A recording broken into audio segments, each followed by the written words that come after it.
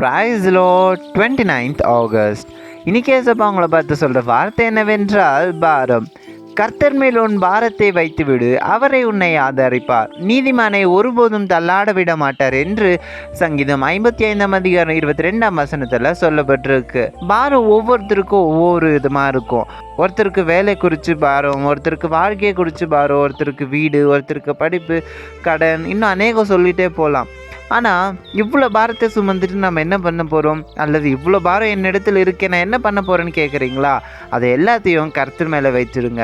ஏன்னா அவர் உங்களை ஆதரிக்க ரொம்பவே வாஞ்சியாக இருக்கிறார். அவர் நிச்சயமாகவே உங்களை ஆதரிப்பார். எப்போனா உங்களுடைய பாரத்தை அவர் மேலே வைக்கும் போதும் உங்களுக்கு இந்த தேவை இன்னது என்று அவர் ஆல்ரெடி அறிந்திருக்கிறார். அப்போ ஏன் எனக்கு இந்த கஷ்டம், ஏன் இந்த பாரத்தை நான் சுமக்கணும், ஏன் இந்த பாரத்தை எனக்கு கொடுத்தாருன்னு கேட்குறீங்களா? சர்க்கரை இனிப்புன்னு தெரிஞ்சால் தானே நம்ம உப்பு டேஸ்ட்டுன்னு தெரியும்.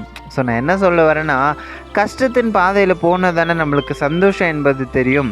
ஸோ இப்போது கஷ்டப்படுற நீங்கள் நிச்சயமாக ஒரு நாள் சந்தோஷப்படுவீங்க. அப்போ தான் தெரியும் நான் கஷ்டத்தின் பாதையில் நடந்து வந்தேன்ட்டு. ஸோ அதனால் எதை குறித்து கவலைப்படாதீங்க. கர்த்தர் மேல் உங்கள் பாரத்தை வைத்து விடுங்க, காத்திருங்க. நிச்சயமாகவே உங்களோட துக்க நாட்கள் முடிந்து போகும். நீங்கள் எதிர்பார்க்கிற முடிவை உங்களுக்கு நிச்சயமாகவே அவர் தருவார். விசுவாசிங்க. விசுவாசிக்கும் போது நீங்கள் அதை காண்பீங்க. Bye was with Jebaraj. Have a lovely day.